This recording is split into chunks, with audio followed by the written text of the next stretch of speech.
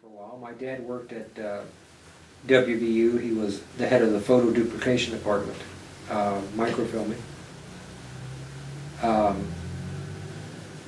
course, they didn't pay very much. There were 4 kids. He took side jobs, one of which was with the B&O. He sanded the engines. There was a hopper on each end of the engine that he would fill with sand. They used the sand as traction to help get up the mountain. So they had to be filled every night. Carry 5-gallon buckets of sand across the track, put them on the engine. He'd haul them up on top with a rope and a hook and fill the hoppers. It was a hopper at each end, which would hold 15 buckets or so.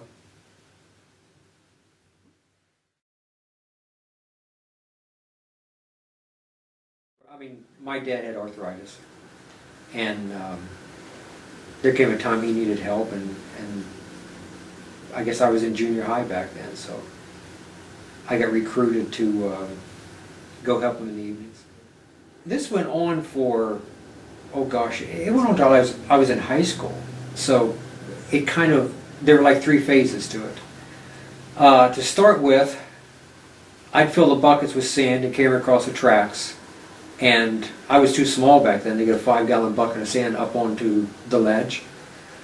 So he would throw the rope, he'd get up on top of the engine, throw the rope and the hook down, and I would hook him, and then he'd pull them up to the ledge, and then unhook them, and rehook them again. I guess he had to get the rope around the railings, and then pull them up on top of the engines.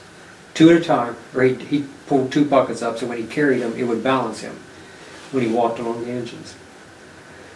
As I got older, as his arthritis got worse, we traded places, and he'd fill the buckets and carry them over, and I was up on top of the engine. You know, a 14-year-old kid up on top of these engines, hauling these buckets back and forth. Cold in the wintertime. The engineer was known for it. The minute he'd leave Morgantown, he'd turn on the sanders and just leave them go all the way. The hoppers were always empty. The third phase was when I was in high school. We started cleaning the station house too. So I would leave high school and go down there and clean the house every night, or clean the engine house, station house every night. And then he'd pick me up after his work at the university. We'd go home and have supper, and then once the M&K came back in, we'd go back down and sand it. So.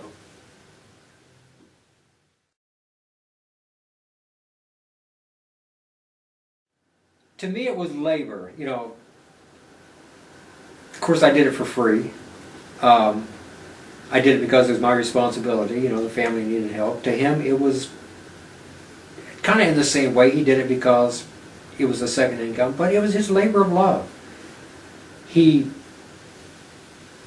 loved the crew. Oh, I enjoyed the crew too. They were a good bunch of guys. But, you know, he loved the crew. They'd take him for rides on the engine. You know, he loved being around all this stuff. It was really an interesting place. It really was.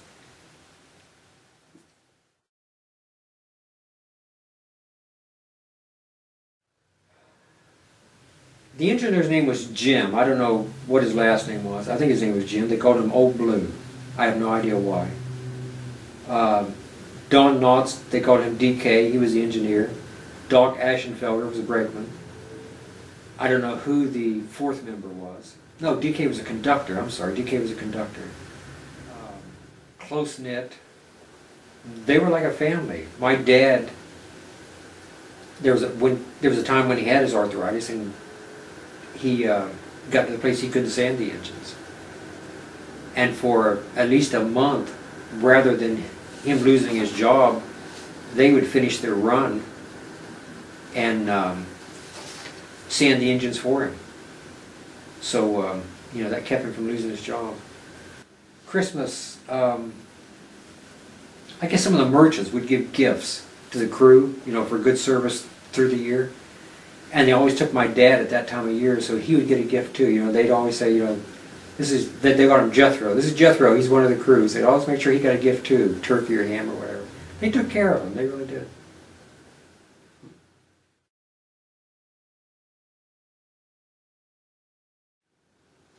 He was a character. he was into ham radio, and he was the secretary. My dad was always one to, if something needed done, he was always one who would volunteer to do it. You know, it didn't have to be a glamour job. You know, so they needed a secretary to keep minutes and do whatnot and send out newsletters. You know, so my dad was right there and said, "Yeah, I'll do it." He liked to turn the phrase. I mean, he and I kind of liked him that way. And somehow he would take stories of the old M&K and write them as articles for this newsletter and make them interesting enough for ham radio operators in Cleveland. But he would tie in the joys of Christmas, the joys of riding on the M&K and throwing candy to kids and whatnot. But you know, he could tie it all together. And I think his very last article ended something like, as this old caboose wobbles down the track, don't forget to put the padlock on the station house door as you go. So, you know, something like that. I didn't realize he'd done it. When he gave those to me, it tickled me. He had a style of his own.